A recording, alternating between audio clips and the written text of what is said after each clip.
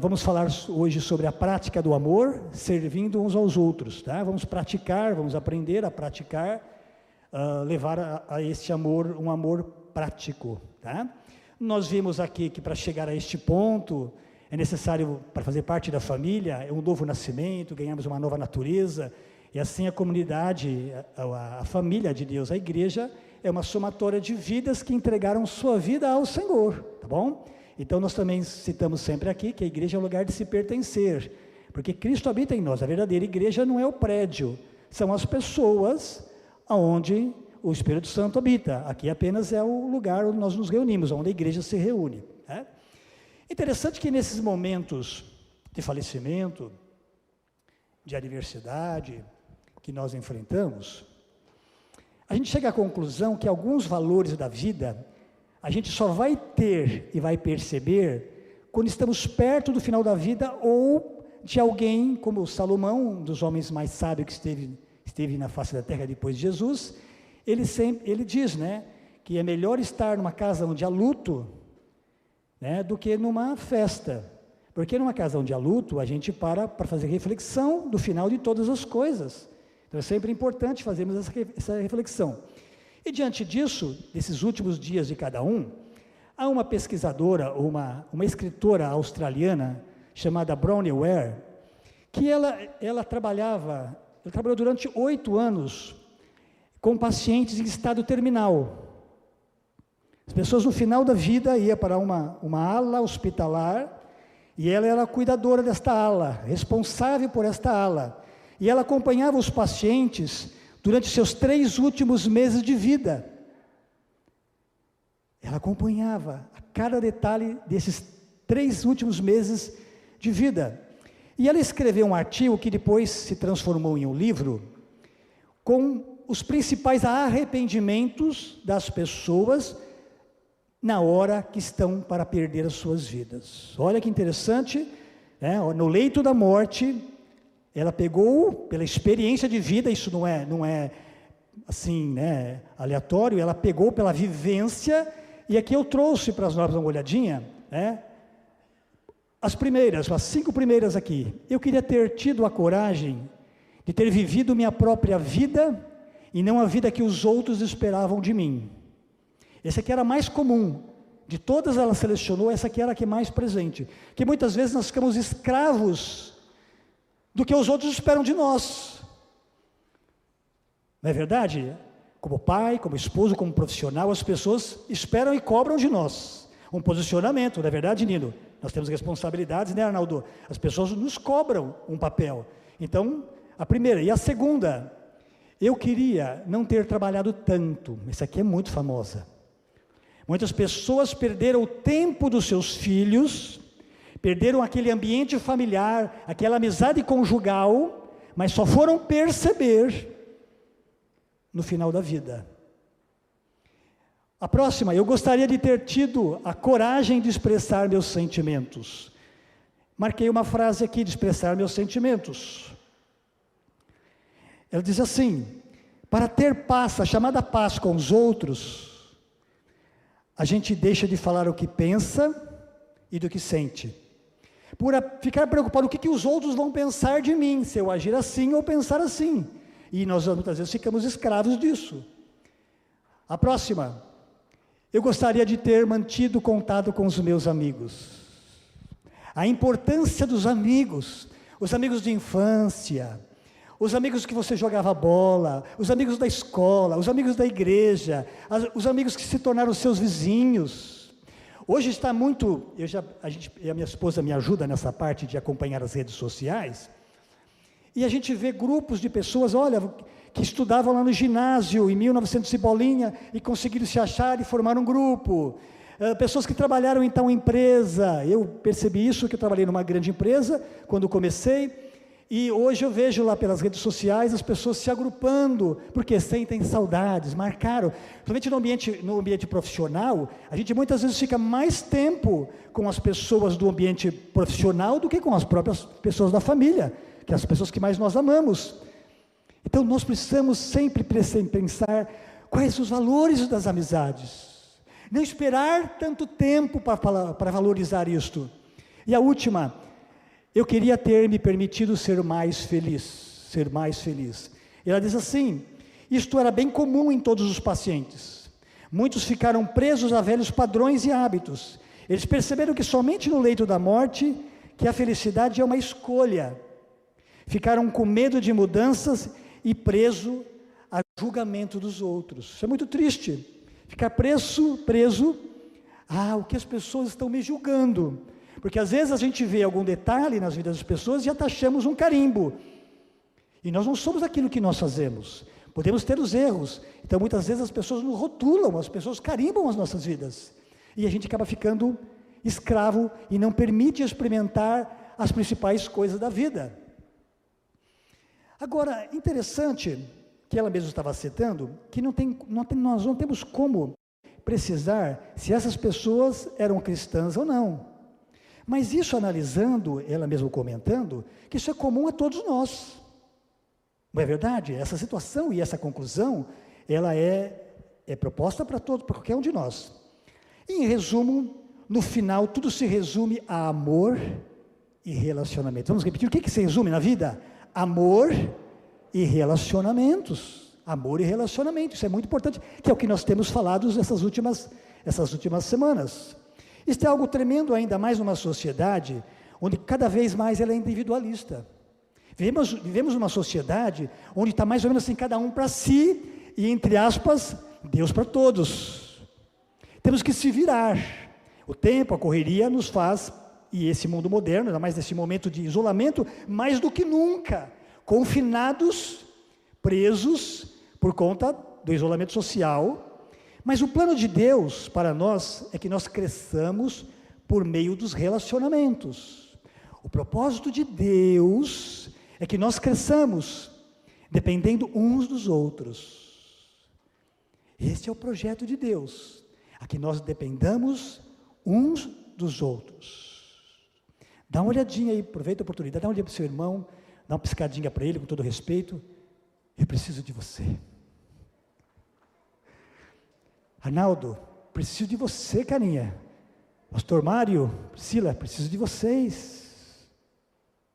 Newton, você pulou daqui, né? Vou dedar a você, vou falar para o pastor César, que ele começou, né? Eu ia até usar você, se você estivesse aqui hoje, eu ia usar você, mas vou usar, só que você pulou. Eu preciso de você, meu querido Newton. Vejo você caminhando lá nas ruas, a gente se encontra de vez em quando, você é muito amado, precioso, conhecer sua filha, família muito preciosa. Muito bom, muito bom. Agora fica uma pergunta aqui. Então, qual é a solução para termos relacionamentos saudáveis? Fazendo um pouco do reprise daquilo que eu sou muito grato aqui aos meus antecessores, pastor César, que tem pregado, o Gustavo, Arnaldo, muito obrigado, que a gente vai compondo, vai aprendendo uns com os outros. Então, está um pouco aqui de cada um de vocês, neste resumo, para nós construirmos e avançarmos um pouco mais. Qual é a solução para termos esses relacionamentos saudáveis? Qual é? Está em obedecer ao mandamento máximo de Jesus. Amem aos outros como eu vos amei.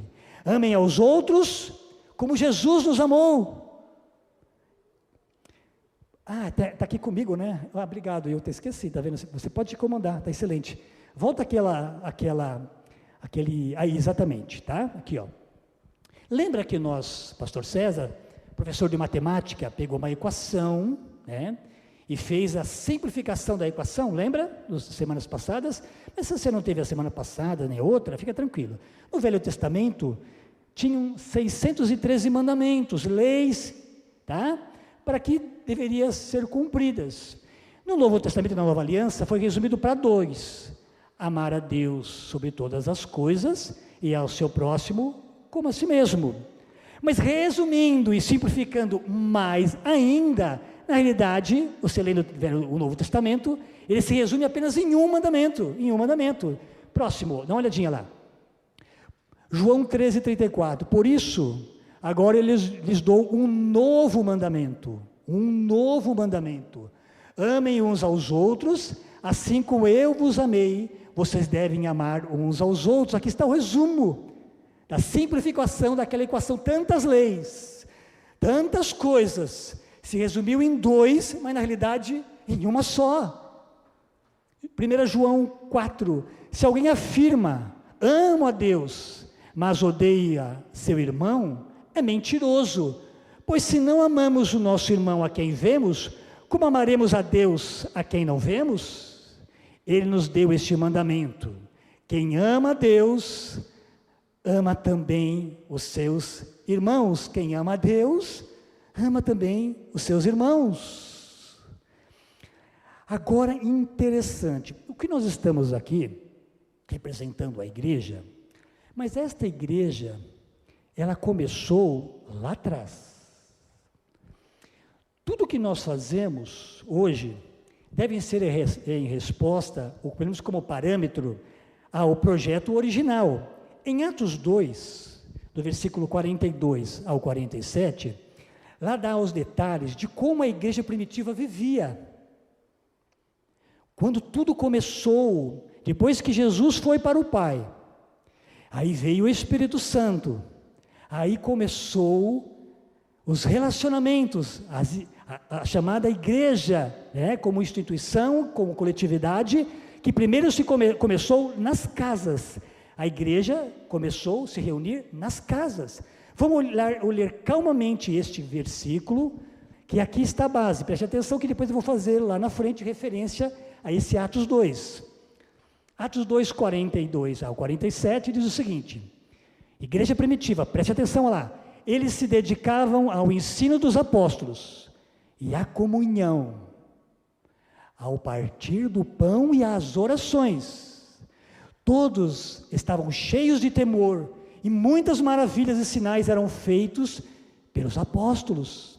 Todos os que criam mantinham-se unidos e tinham tudo em comum. Repita esse último trecho. Tudo em comum, Arnaldinho. Tudo em comum. Essa era a perspectiva de uma foto original. Eu queria que você imaginasse este versículo com a seguinte ideia. Você já olhou, eu e minha família, nós gostamos muito de fazer esse exercício de olhar fotos antigas.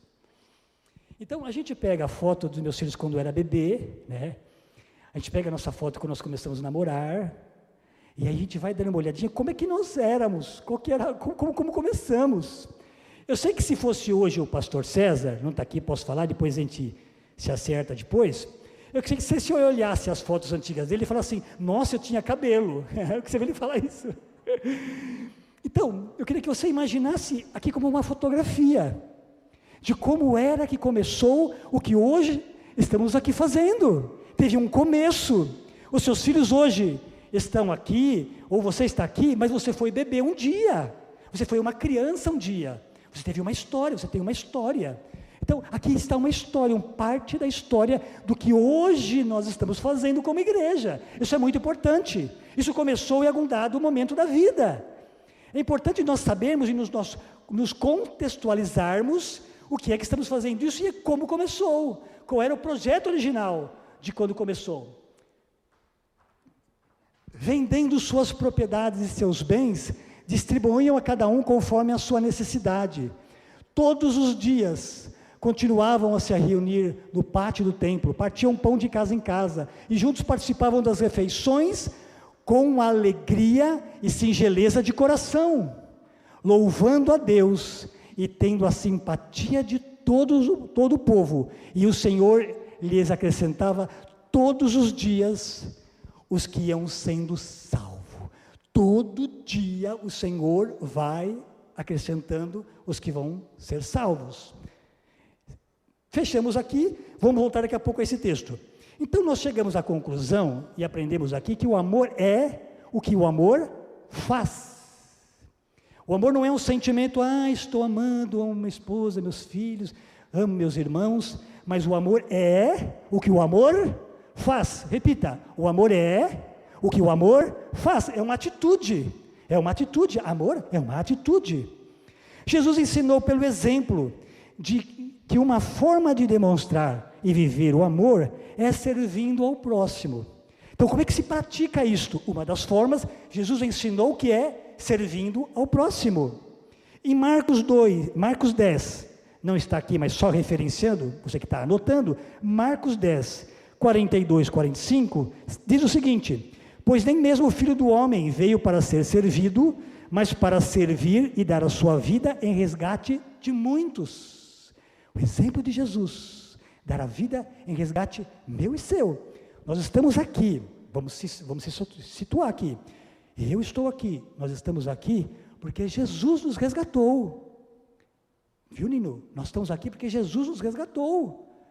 Esse é o resultado. Ser servo do outro é ao mesmo tempo um ato de amor ao irmão e um ato de fé e obediência ao Senhor. Quando nos dispomos a servir, estamos demonstrando o amor do próximo. É mais ou menos assim: meu irmão, eu estou disposto a servir você, Paulo. Por quê? Porque você é muito importante. Reconheço em você a sua importância. Queria honrá-lo com a minha vida. Coloco a minha vida e o que tenho à sua disposição. Serviço é isto. Reino de Deus é isto. Eu reconheço você. Eu reconheço você, Silvia, seus filhos, um deles não puderam estar aqui. Reconheço vocês, por isto quero servi-los. Sempre conversamos, você fala: puxa, você me dá atenção. Eu dou atenção por causa disto. Porque eu reconheço que vocês são importantes para mim e para Deus. Vocês são muito amados. E aí, em resposta disso, estou à disposição. Mário, tenho limites. Reconheço e sou muito grato a você, sua esposa, porque você já sabe alguns motivos. Mas eu me coloco à disposição porque eu reconheço. Wagner, reconheço sua vida. Me coloco à disposição porque reconheço que você é muito importante. Então percebe-se que a forma de agir, a prática do Evangelho, ela mostra e sinaliza o que é, mesmo sem palavras. Mesmo sem palavras, eu posso não falar muita coisa, às vezes não saber colocar bem as palavras, mas o meu ato de servir você, eu quero dizer que eu amo você, eu me importo com você. Fiz o seu casamento com muito prazer, me importo com vocês, foi tão lindo, maravilhoso, me importo com vocês, Marquinhos, ligo para você, pergunto, eu fico, às vezes, torno chato, você está dirigindo, está dirigindo, eu ligo depois, faço isso, por quê? Porque você é importante, ser sua esposa, suas filhas, são importantes. Eu ligo porque você é importante, me coloca à disposição de servir, é uma forma, o cristianismo precisa ser um cristianismo prático, por isso nós estamos aqui para viver com essa dimensão, o poder do Evangelho sendo vivido gradativamente, como Paulo declarou: aquele que em vós começou uma boa obra, há de aperfeiçoá-lo. Hoje é dia de aperfeiçoamento para ser a imagem e semelhança de Jesus, amém? Pode dizer amém? Glória a Deus, glória a Deus. Servir ao próximo tira o foco de nós mesmos. Quando eu sirvo o próximo, eu tiro o foco, os holofotes de mim. Eu passo a ser o terceiro. Primeiro Jesus, o meu próximo, e depois eu. Isso é muito importante, tirar o foco de si mesmo. Essa é uma bênção que o Senhor nos providenciou, porque se deixar, a gente não consegue cuidar bem da gente e de ninguém. Não é verdade? Preciso de você. Eu me coloco na posição de ser o terceiro na escala. Amo a Deus, eu amo o meu próximo, e depois sou eu. E há um benefício tão grande nisso. Parece que ser terceiro é ser o último. Muito pelo contrário. Não tem a noção do que é. O privilégio do que é. Viver para servir, para amar, para ser útil. O serviço livra as pessoas da depressão. Quando estamos deprimidos, porque o foco, e até uma questão, às vezes a química também, não estou falando só o emocional, o organismo fica debilitado e ele precisa de um combate gigantesco, por isso que dá um cansaço, o corpo fica como um motor tentando pegar no tranco e vai gerando um cansaço, mina todas as forças, não consegue levantar, não consegue agir. Então gradativamente, na medida do possível, quando nos dispomos pelo poder da palavra, a praticar, a servir e a ajudar o próximo, muitas pessoas são curadas de depressão quando percebe-se, puxa, já não estou bem assim, já não estou tão assim. É um grande remédio, lógico, se precisar de orientação médica, por favor, nós não queremos nenhuma utopia e nenhum estilo de vida que despreza os valores que realmente Deus que realmente deu, tá bom? Isso é muito importante, muito importante. Usar máscara é um gesto de servir, você sabia disso? Além de você se proteger, você está servindo o irmão, de se eu caso esteja contaminado, mesmo assintomático, que possa ser que eu não saiba, eu estou protegendo você. É lindo, é os detalhes da vida, da nossa vida, são detalhes. Eu ponho máscara, usamos máscaras aqui, porque eu amo você, eu quero servir você. Uma forma de serviço é abençoar as pessoas. Quando eu abençoo meu irmão, eu estou investindo na vida dela aquilo que eu recebo do Senhor. É para que ele tenha uma boa jornada, uma boa jornada. Então, abençoar é um gesto de serviço. Não esquece o tempo para mim, pedir um suportezinho para eu controlar o tempo, tá bom? A plaquinha aí, por favor. Interessante, em eu pensando acerca deste tema, quando eu entreguei minha vida para Jesus, faz tempo, mas não faz muito tempo. Você vai falar assim, tá, sou novo ainda, mas faz bastante tempo. E uma das coisas que mais marcou na minha vida é o meu desejo de servir. Eu lembro que eu comecei a trabalhar numa grande empresa como office boy. Eu tinha um sonho, vim de uma família pobre, de um bairro muito pobre, um sonho de um dia trabalhar na Avenida Paulista, como alguns jovens têm de pequenas cidades ou dos bairros periferia das grandes centros, trabalhar nos grandes centros, né? E eu fui trabalhar na Avenida Paulista. E lá é muito dinâmico, é o centro financeiro, não só de São Paulo, mas como do país. E eu muitas vezes atravessando a rua, fazendo os meus serviços, e para lá e para cá, o que dava prazer era ajudar pessoas cegas atravessando aquela avenida, ajudar os idosos com cadeiras de rodas, os imobilizados, me dava um prazer tão grande, começou a vir um senso diferente na minha vida, pelo fato de eu ter entregado a minha vida ao senhorio do Senhor Jesus Cristo. Eu brincava comigo mesmo, que às vezes parece que eu sou louco, eu gosto de conversar comigo também, uma das pessoas que eu mais gosto de conversar, na posição de terceiro, é com Deus, com o próximo, mas converso comigo mesmo também. E eu falava assim, puxa Edson, você marcou um gol hoje, eu na rua fazia assim, gol, consegui atravessar mais um cego, era tão gostoso, eu vibrava comigo mesmo. Isso traz um prazer e uma força tão grande. Parece que pregar o Evangelho, parece que você viver a vida cristã é um peso tão grande. Ajude alguém que está acamado, ajude alguém que está de cadeira de rodas, ajude alguém a atravessar a rua, ajude as senhoras a fazerem suas compras nessa pandemia. Eu tive o privilégio, como eu faço com algumas aqui, minha mãe mora muito tempo, assim, mora em outra cidade, já com idade bem avançada, viúva, e aí eu fico sabendo que as irmãs da igreja fazem aquilo que eu tento fazer aqui. Eu falei, a irmã da igreja veio aqui e me perguntou se eu tinha pão e leite, que ele ia trazer um pão e leite fresquinho. Eu falei, nossa, como Deus é bom, não é verdade? A gente faz aqui, Deus faz lá. É maravilhoso isso. Faça você e deixa o fruto andar, que vai chegar. Maravilhoso isso. Muito bom, muito bom, muito bom. E outro ponto que eu me lembrei, falando de idade, eu até estava preparando eu gosto de conversar comigo, né? E aí eu me lembrei, preparando esse tempo, falando da idade, que desde quando eu comecei a vida cristã, esses dias eu tive uma grata surpresa, eu tomei um susto, né? Fui fazer um casamento dos nossos jovens aqui, e quando eu cheguei na hora de fazer o casamento, ser apresentado para a família, né? Fui de terninho, gravata, palitozinho e tal, tudo como manda o figurino, né? E o pai do noivo me indagou, falou assim, é você que vai fazer o casamento? Sabe aquela pergunta que um flash de alguns segundos, você fala, o que será que ele está perguntando? Olhei minha roupa, será que é? Será que ele me conhece? Sabe do meu passado? Não sei o que lá, sabe aqueles flashzinhos assim, né? Alguma coisa? Rapidinho, ainda bem que ele respondeu rápido. Perguntei, mas por quê, né? Mas você parece tão jovem com essa responsabilidade. Falei, nossa, ganhei um presente de casamento. Não vou nem contar quem é que está aqui hoje. Falei, ganhei um presente.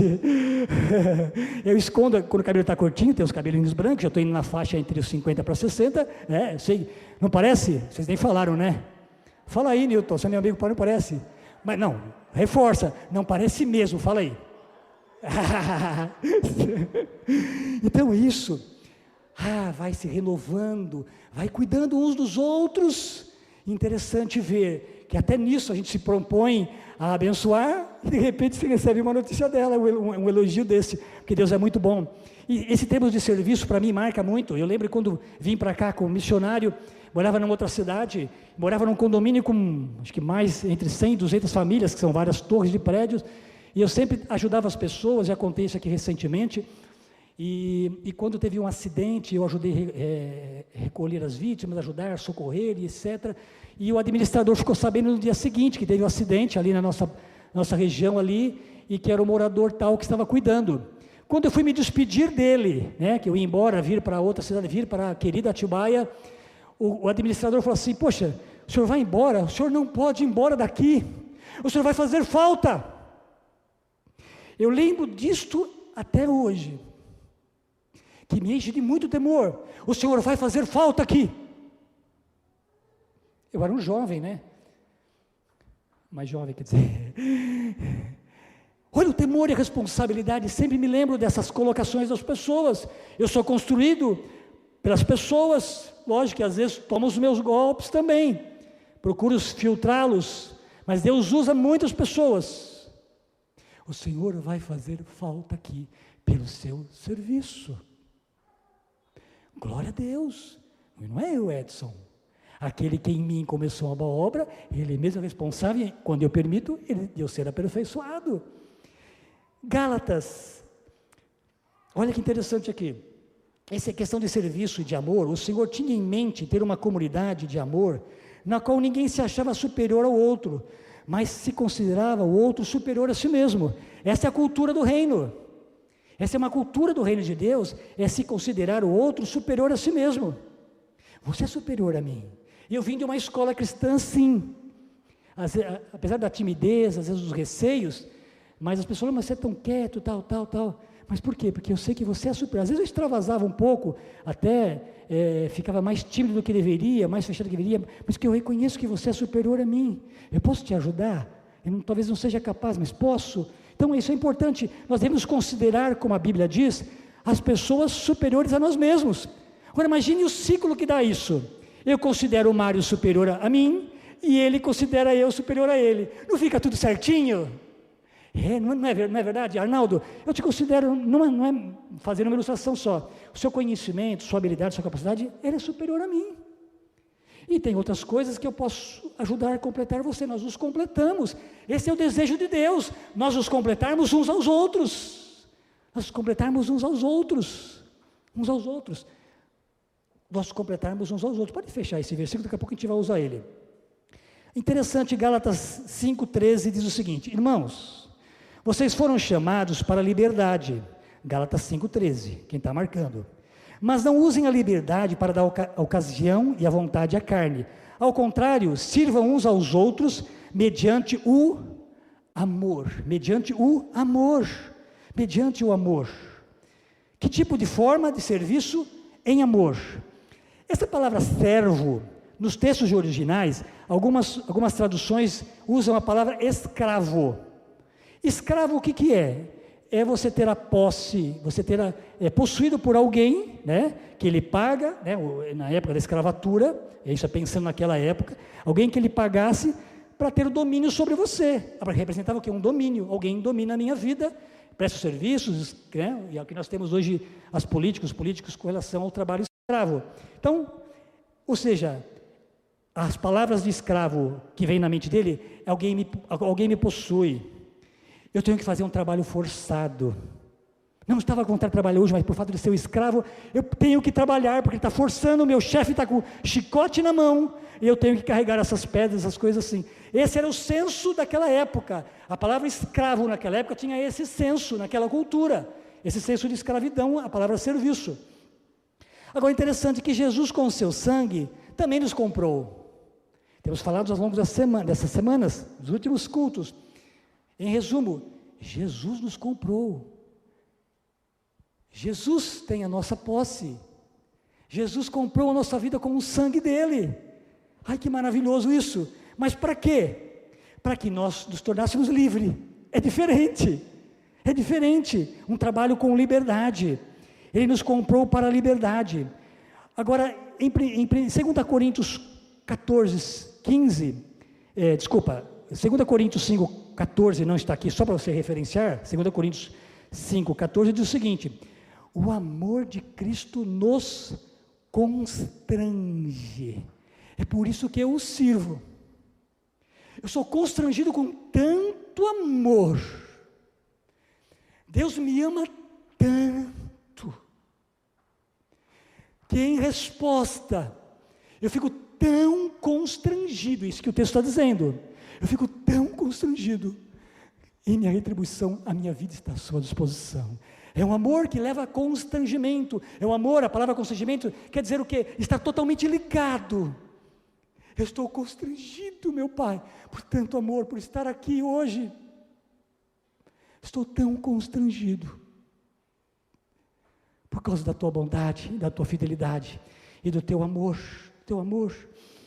Na perspectiva de Jesus, a prática do serviço uns aos outros manifesta a natureza de Deus, e não devemos esperar nada em troca. Esse é o tipo de serviço, não esperar nada em troca, porque no mundo, eu faço para o Arnaldo, logo ele vai fazer para mim. Eu faço para a irmã, fico na expectativa, ela vai me retribuir. Não é esta a tônica de Cristo, né? Fazer aquilo que aquilo que nós aprendemos com Jesus, que é esse texto agora. Excelente, obrigado pelo tempo, muito obrigado por não extrapolar aqui, muito bom. Esse texto de Filipenses, preste atenção, que nós devemos aprender com Jesus e praticar como Jesus. Filipenses 2, 3 a 8, diz o seguinte: nada façam por ambição egoísta ou por vaidade. Não fazer nada com ambição e por vaidade. Estou fazendo, está vendo? Estou pregando aqui hoje, estou cantando, estou fazendo isto. Não faça nada disso por egoísmo ou vaidade, mas humildemente, se coloque à disposição. Considere os outros superiores a si mesmos. Cada um cuide não somente dos seus interesses, mas também dos interesses dos outros. Seja a atitude de vocês a mesma de Cristo Jesus. Cristianismo é isso, ter as mesmas atitudes de Jesus. O que é ser discípulos de Jesus? Ter as mesmas atitudes de Jesus. Silvia, ter as mesmas atitudes de Jesus. Edson, ter as mesmas atitudes de Jesus. Essa é a proposta. Que embora sendo Deus, não o considerou que o ser igual a Deus era algo a que deveria se apegar-se, mas esvaziou-se a si mesmo, vindo a ser servo, tornando-se semelhante aos homens, e sendo encontrado em forma humana, humilhou-se a si mesmo, e foi obediente até a morte, e morte de cruz. Então nós devemos ter as mesmas atitudes de Jesus. Você sabe que você está aqui nesta manhã? Um dos objetivos, além de adorar, prestar culto ao Senhor, é para aprender como Jesus fazia e assim a gente reproduzir. Pense agora nisso, porque eu gosto de saber o porquê eu estou fazendo as coisas. Você gosta também, não é verdade? Às vezes a gente não acaba não sabendo, mas se tem a oportunidade, deixa claro, você já está aqui hoje, marca na sua agenda, hoje, porque eu quero ser mais parecido com Jesus. Fala para você mesmo assim, eu quero ter as mesmas atitudes de Jesus. Eu não tenho tantas, talvez esteja distante, mas hoje é uma grande oportunidade de você dar um passozinho a mais. Pequenas escolhas, pequenas decisões levam a grandes resultados, a grandes jornadas. 1 quilômetro começa com 1 centímetro. Dê um passo hoje de fé. Eu quero ser mais parecido com Jesus e quero seguir as atitudes dele. Interessante que o serviço mostra humildade. O serviço é um gesto de humildade. Um dia, você vai ver esse texto, essa história, eu vou parafrasear aqui, está em Marcos 9. Um dia Jesus caminhando com seus discípulos, ele ouviu um bate-papo entre eles, Marcos 9. Aí ele esperou chegar em casa, para resolver uma questão. Roupa suja, sim, mas é aquela tônica, roupa suja se lava em casa. Não vou lavar agora no caminho com a minha equipe aqui, porque o coração sábio discernirá o tempo e o modo. Então Jesus chegou em casa, vamos sentar para conversar, pessoal? Pois a equipe dele, os discípulos. Se é que eu ouvi bem, estou parafraseando, tá? Sim, mas a tônica do versículo é essa. Se é que eu ouvi bem, eu ouvi vocês conversando e disputando quem seria o maior, quem seria o grande entre vocês. É verdade? Vocês estavam conversando isto? Eu não acredito. É verdade que vocês estão tentando discutir para saber quem é o maior no reino de Deus? Então, peraí, sente-se. Perguntou, todos ficaram na miudinha. O texto está aí. Ficaram bem quietinhos, na miúda. Arnaldo, eles ficaram assim, ó, pianinho. Porque era verdade. Aí Jesus falou assim, tá bom, vocês querem ser grande? Vem aqui, vou explicar para vocês. Quem quer ser o maior, quem quer ser grande, que seja servo de todos. Pode fechar esse texto. Pode fechar, depois abre. Se colocar à disposição de todos. Quer ser maior? Seja o último. Seja servo de todos. Então, e depois ele trouxe uma criança e deu uma aula de simplicidade e de acolher as crianças, acolhe a ele mesmo. Agora, ponto aqui, importante. É errado querer ser grande? Não. O errado é ser grande da forma errada. Porque, parênteses aqui, é uma outra pregação, tá? Nós devemos pensar grande, porque o grande eu sou habita em mim e em você. Temos muitas e grandiosas promessas para que por elas podeis ser participantes da natureza divina. Nós temos muitas e ricas promessas para ser participantes da natureza de Deus. Então, querer ser grande da forma certa não é errado. O problema é querer ser grande da forma errada, usando os outros, pisando nos outros. Isso é muito importante, que fique claro para todos nós. Algumas frases para nós enriquecermos e irmos para uma parte final aqui. D.L. Moody diz o seguinte, a medida de grandeza de um homem não é quantos homens ele tem para servi-lo, mas quantos homens ele serve. Grandeza no reino de Deus é quantas pessoas eu sirvo, não quantas pessoas me servem. Esse cristianismo é maravilhoso. Ele tem uma inversão de valores.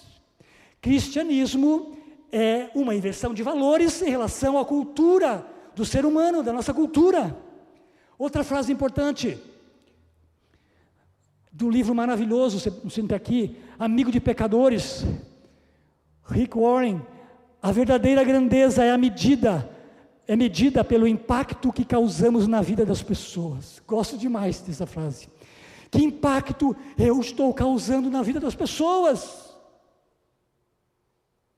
Quando falo com você, a minha preocupação é que impacto eu causo em você, para que você ame mais a Deus.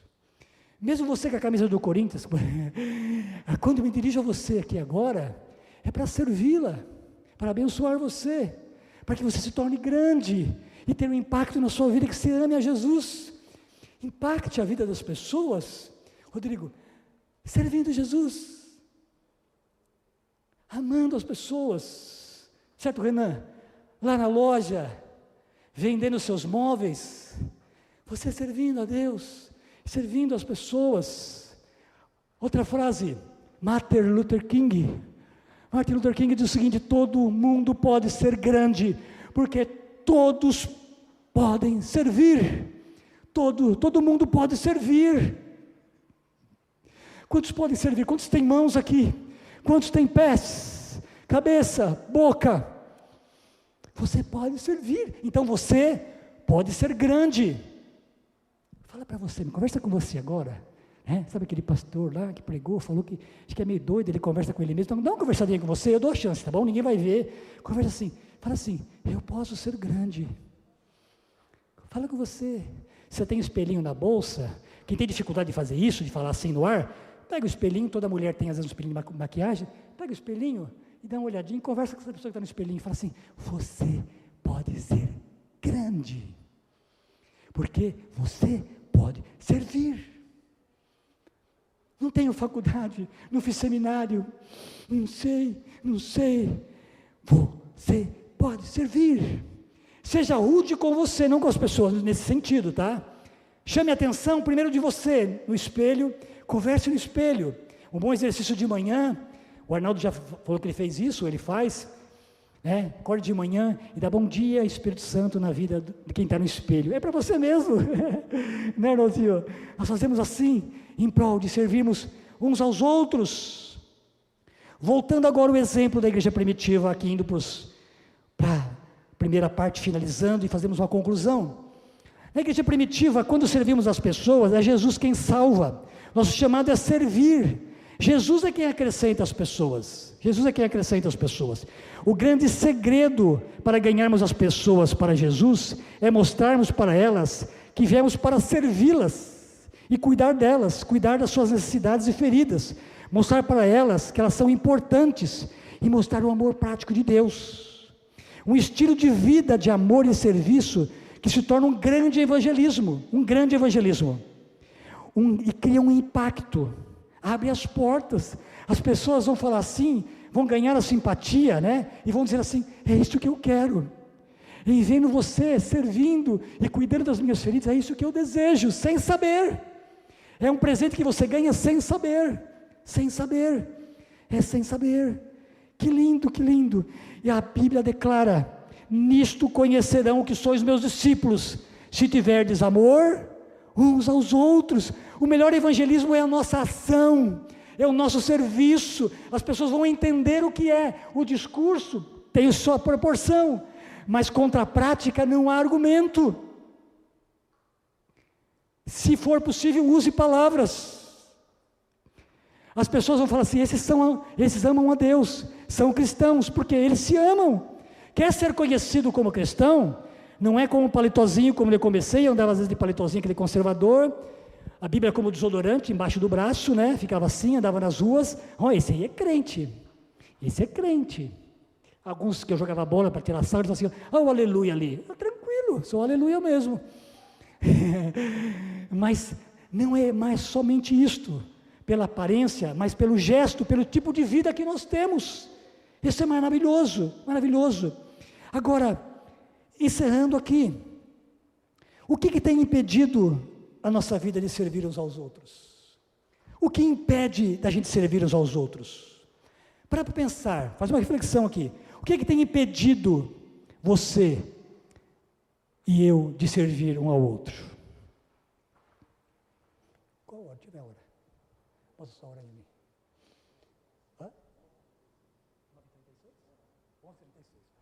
Está dentro do prazo. Preste atenção aqui. O que tem impedido você e eu de servirmos? A palavra é o egoísmo. O que impede eu e você de termos esta vida, de deixar o Espírito Santo fluir a vida dele através da minha vida, através de nós? É o quê? É o egoísmo. O egoísmo, todos nós nascemos com ele. Basta você analisar uma criança brincando com seus amiguinhos. Quando o amiguinho vai pegar o brinquedo dele, ele fala assim, não, esse brinquedo é meu. Esse brinquedo é meu. Eu lembro de um exemplo de um pai que estava apertado financeiramente, já devo ter contado esse exemplo aqui, e ele fez de tudo, filho, o que é que te agrada, o que você quer fazer hoje diferente? Ele falou, pai, eu queria comer batatas. E o pai juntou os trocados e levou naquela rede de comidas, vamos fazer propaganda aqui, você sabe, que vende batatinhas. Chegou lá e comprou um monte de batata para ele. Fala, filho, essa batata é para você. O filho todo feliz, todo feliz. Mas o pai não estava comendo nada, ele quis experimentar uma batatinha. Quando o pai fez assim, olha, vou pegar, o filho debruçou no prato, essas batatas são minhas. E nós fazemos isto. Mesmo cristãos, nós corremos o risco do egoísmo. O egoísmo tem níveis, tem etapas. Mas por quê? Porque a Bíblia declara que a carne sempre vai guerrear contra o espírito. Então sempre nós vamos correr o risco do egoísmo em alguma proporção. Isso é pura verdade. Isso é meu. Nós corremos sempre esse risco. O egoísmo é o pecado trabalhoso de se ver, porque é mais fácil ver nos outros. É como se fosse proporcionalmente aquele ponto cego do carro. Você está dirigindo, você não vê. Alguém está te vendo, mas você não vê. Então, nós precisamos dos relacionamentos e buscar o Espírito Santo de Deus, porque é mais fácil ver no outro, ele está sendo egoísta. Só que nós não conseguimos ver, é mais difícil ver em nós mesmos. O egoísmo revela o que nos preocupa, somente com a nossa vida. Paulo, ensinando seu filho na fé, Timóteo, no capítulo 3, versículo 1 a 5, Paulo se relacionando com o seu discípulo, com o seu filho amado chamado Timóteo, no 2 Timóteo 3, de 1 a 5, ele faz uma lista dos pecados que vão caracterizar os últimos dias. Como os dias de hoje, ele usa um dos pecados como assim, os amantes de si mesmos. Você marca e confere lá. Os amantes de si mesmo, que nada mais é que o egoísmo. Os amantes de si mesmo. Tudo faz em prol de amar a si mesmo. Tudo em prol de amar a si mesmo. Então o egoísmo é pecado. 4 áreas que o egoísmo se manifesta entre os cristãos. Filipenses 2,4, que nós lemos aqui, cada um cuide não somente dos seus interesses. Vou citar rapidamente 4 pontos que nós cristãos, existem muitos, mas que nós cristãos corremos esse risco. O primeiro é cuidar do interesse, nos que diz respeito ao que é que nós nos interessamos. Cada um não cuide somente dos seus interesses, mas também dos interesses dos outros. Isso quer dizer o quê? Que tipo de preocupação a gente tem tido? No que nós temos nos interessados? Olha como é sutil, como é interessante. Por exemplo, eu tenho 2 filhos que estão agora vivendo a fase de casamento. Um casou e vai casar a próxima daqui a um pouquinho de tempo. Então, nesse momento da minha vida, eu estou cercado por isto, não é verdade? Eu estou cercado por interesse que eu estou vivendo. Mas também quando eu me relaciono com o Arnaldo, com os meus amigos, eles também têm filhos. E se eu não tomar atenção, o que está no meu coração, eu vou só falar dos meus filhos, dos meus projetos, porque é o que eu estou vivendo. E nada errado proporcionalmente a isto. Mas os meus filhos, os filhos dos meus amigos também precisam de atenção. Então, é nessa tônica, tá? Cuidado com os interesses. Isso quer dizer a trabalho, a lazer, a profissão, muita atenção com relação a isto. O que é a área de interesse? Porque o egoísmo revela que nos preocupamos com nós mesmos. Mas muita atenção nisso. A segunda área que nós devemos tomar atenção é com o uso do tempo. Primeiro interesse, segundo tempo. Cada um de nós tem uma quantidade certa de tempo, certo? 24 horas. Alguém tem mais de 24 horas por dia? Não. Todo mundo tem as mesmas 24 horas, né, Priscila? 24 horas. Cada um tem a sua forma de administrar. Mesmo quando estamos descansando, também é o nosso tempo que é precioso. É verdade. Mas muitas vezes nós temos sido egoístas com o nosso tempo. E isso se dá, para eu dar um zoom aqui bem prático, isso acontece mais aonde? Principalmente na casa, na nossa casa, no nosso lar. Onde nos afazeres domésticos a esposa está sobrecarregada, porque cada um tem os seus papéis, às vezes as esposas são donas de casa, às vezes trabalham fora, tem que cuidar em casa.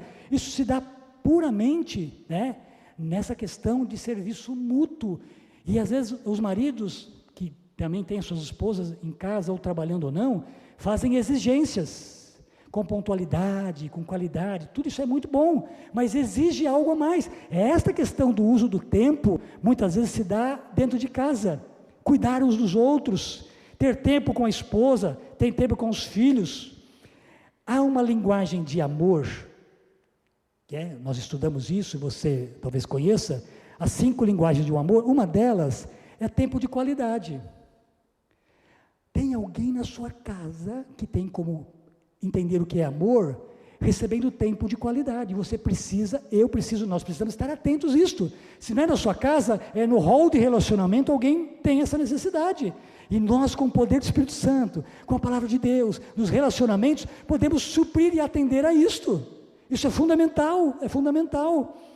Eu lembro de uma criança que nas redações, isso chegou até mim, que a criança relatando o momento que vivia com o abandono dos pais, talvez a separação conjugal, ou a correria dos pais, e ela falou, expresse o que é amor para você, criança pequenininha, e ela escreveu, amor igual a T-E-M-P-O.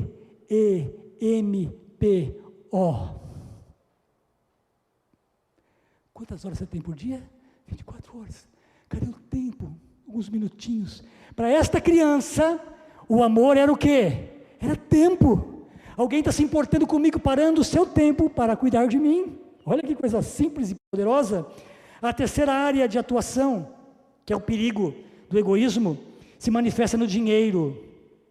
Em 1 João 3, 17 diz o seguinte, só precisa anotar, 1 João 3, 17, quem pois tiver bens e vem do seu irmão passar necessidade e fechar o seu coração, como é que o amor pode permanecer nele?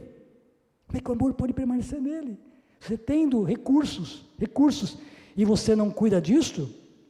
Interessante que tudo que nós temos, nosso salário, é dádiva de Deus, não é você. Não é você pela sua capacidade. Não te adestres, ou feche no seu próprio entendimento. Antes reconhece-o em todo o seu caminho. Vem do Senhor o meu salário, o meu trabalho, vem do Senhor. Vem do Senhor. Então eu preciso dividir. Aquele texto, dai, ser-vos-á dado, ou seja, melhor é dar do que receber, né? Então estava ensinando assim, que o senso de dar, o que acontece? O que a gente vai receber? A gente vai receber uma boa medida, recalcada, sacudida e transbordante, ou seja, é uma boa medida. É igual você vai colocar arroz, né? Uma analogia, arroz naquele pote, você despeja um pacote de arroz de 5 quilos, aí você dá uma calcada, aí você dá o quê? Uma sacudida. Eu já fiz isso no ofertório uma vez, a irmã até hoje ri de mim, que eu fazia sacudida assim. Então você não sacode para quê? Para caber mais, não é verdade? Quando chega no ponto de transbordar, para que é? Para o seu irmão. O transbordar, ou até antes de transbordar, você pode até dividir o pouco que tem, mas a lógica do raciocínio de transbordar é que outras pessoas tenham acesso e não pode desperdiçar, porque toda árvore que está cheia de fruto, ela não se empina, ela se inclina, para que eu possa ter acesso a esse ramo e pegar o fruto. Essa deve ser a nossa perspectiva em relação ao nosso dinheiro. E a última área que nós cristãos precisamos estar atentos, se não está vendo o orgulhismo, está na área dos dons e talentos. Como usamos nossos dons e talentos? Em Pedro, projeta por gentileza Pedro. Olha que diz assim 1 Pedro 4,10, na versão da NVI. Cada um exerça o dom que recebeu para servir os outros, administrando fielmente a graça de Deus em suas múltiplas formas. Que lindo! Cada um administra. Há outras versões estão como mordomo, gerente que cuida dos dons. Eu canto. Você canta, mas ele toca.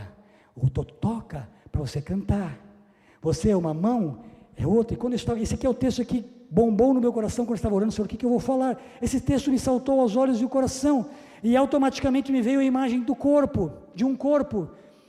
E lembrando que cada um de nós somos parte de um corpo. A saúde de um corpo reflete a saúde de cada célula, de cada órgão, de cada pessoa. Não adianta dizer que uma mão está saudável se a outra não está. Arnaldo, se a minha mão direita não estiver bem, o meu corpo não está bem. Nino, se você não estiver bem, o corpo não vai bem. Temos que ver a vida nessa perspectiva. Se meu irmão não está bem, eu não estou bem. Precisa ter essa dimensão de cristianismo. Esse é o grande segredo. E veio a imagem, por exemplo, um coração bomba sangue não só para ele, mas para todo o organismo. O pulmão filtra o ar para todo o organismo. A fábrica, que são os rins, o fígado, essas coisas todas, eles fazem para o bem de todo o corpo. Essa usina, por todos os membros. Você é muito importante. Você é muito importante como parte do corpo de Cristo. Glória a Deus. Os dons são para aperfeiçoamento dos santos, diz a palavra. Pedro nos ensina aqui, Deus havia feito isso de maneira planejada, a fim de ligar os homens uns aos outros. Olha o projeto de Deus, olha que coisa linda, Ele fez isto para ligar eu a você e você a mim. Deus te capacitou, o dom de falar, o dom de estudar, o dom de conhecer, o dom de costurar, o dom de cozinhar. Para quê? Para que nós nos liguemos, não para você. Não pode haver egoísmo. É para você, você é muito útil. Jarito e Cida, vocês são preciosíssimos. Deus capacita você para nós nos ligarmos e nos completarmos, não para nos gabarmos. Reino de Deus não é competição, é cooperação. Eu coopero um com o outro, para que todos nós cresçamos e amamos ao Senhor e sejamos uma grande família. Igreja é a família de Deus. Diga isso, igreja é a família de Deus. Eu faço parte da família de Deus. Conversa com você agora. Eu faço parte do corpo. Eu sou membro do corpo. Mesmo uma unhinha pequenininha do pé é muito importante porque traz equilíbrio. Parece insignificante, mas traz equilíbrio. O dedinho pequenininho, os músicos, por gentileza, podem vir. Eu queria que você ficasse em pé aqui agora, por gentileza, para nós orarmos.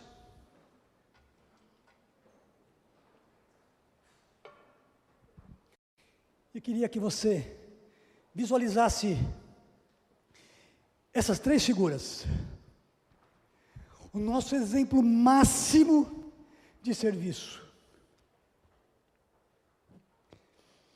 Símbolo da igreja, nós vamos ver aqui, um dos símbolos da igreja, Jesus lavando os pés dos seus discípulos. Próxima cena.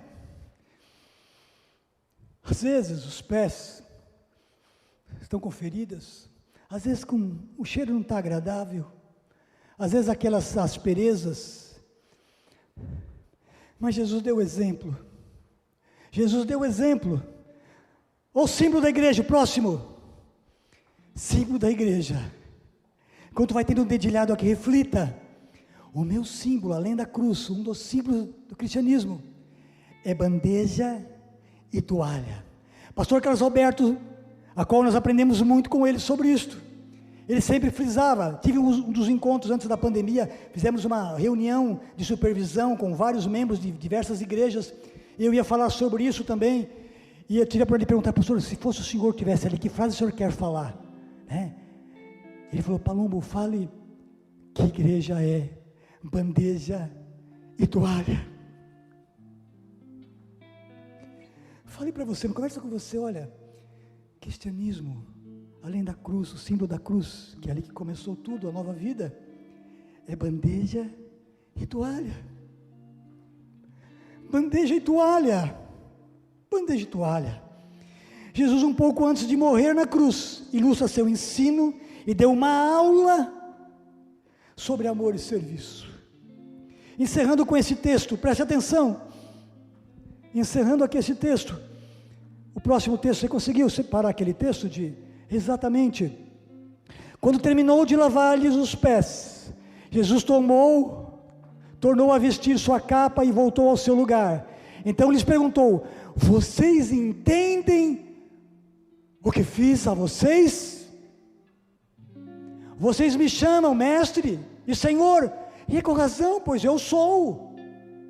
Pois bem, se eu, sendo o senhor e mestre de vocês, lavei os seus pés, vocês também devem lavar os pés uns dos outros.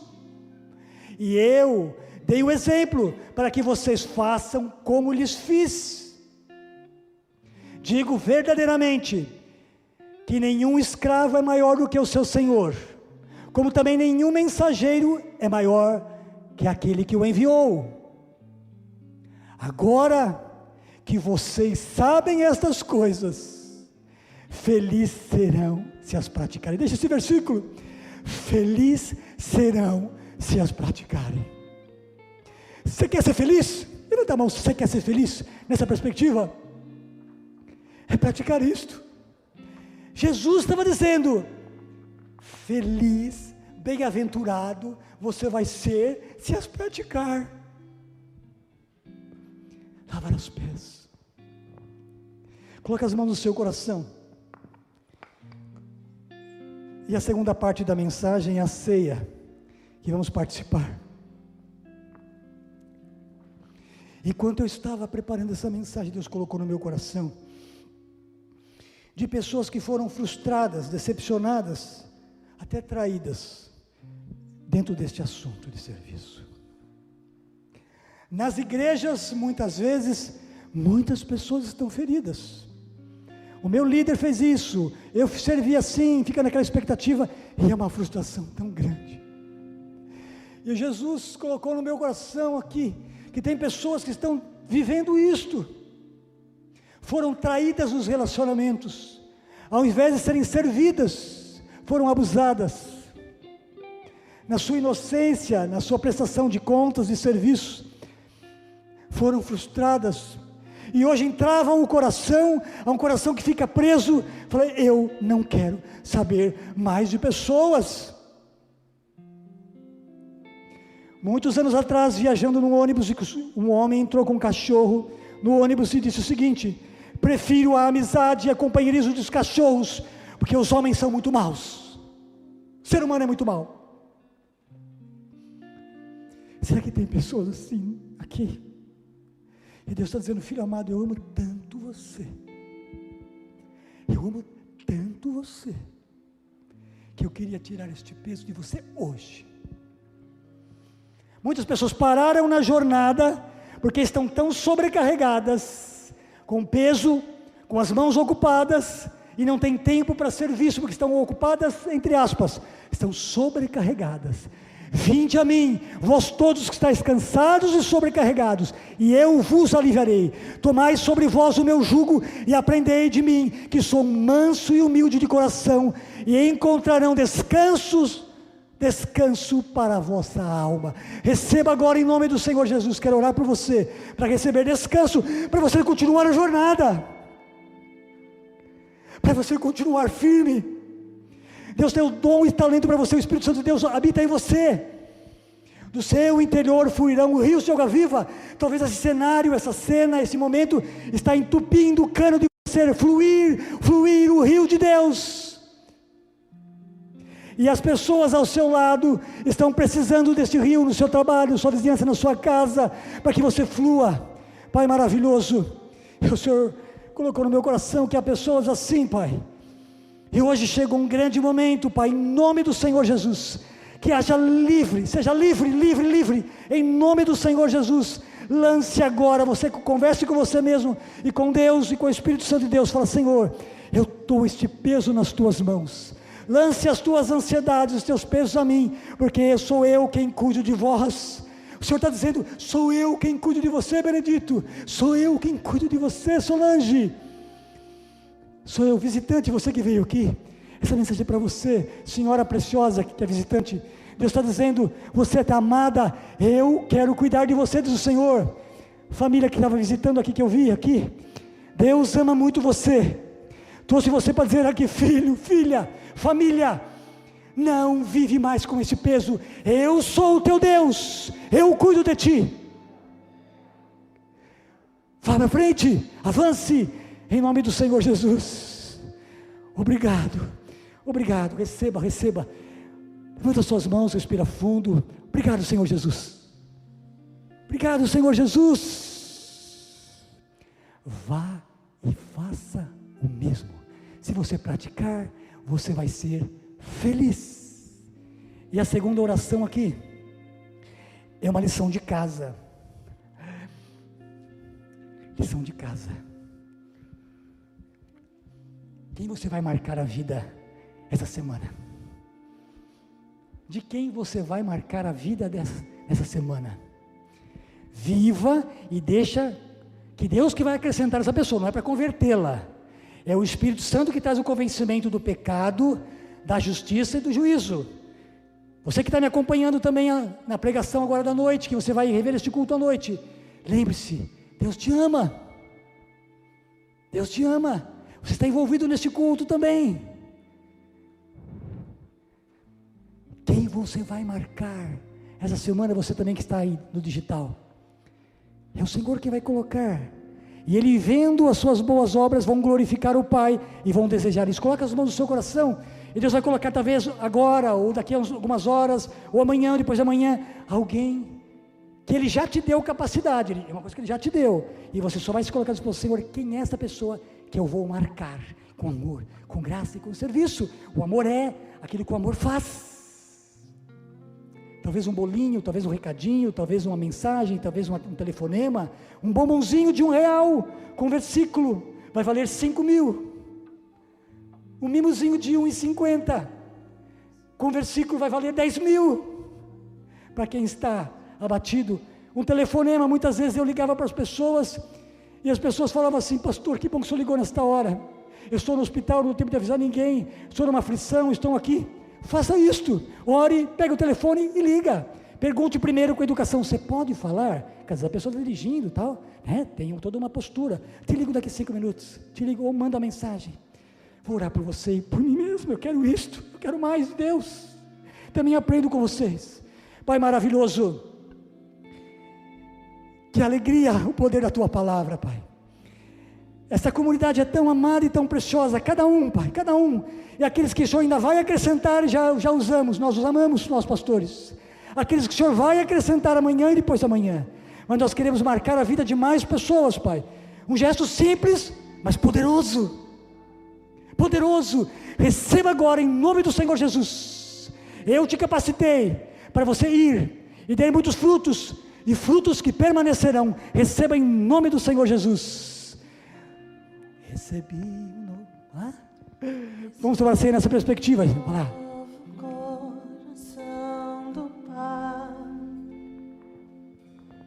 Novo coração. Coração regenerado,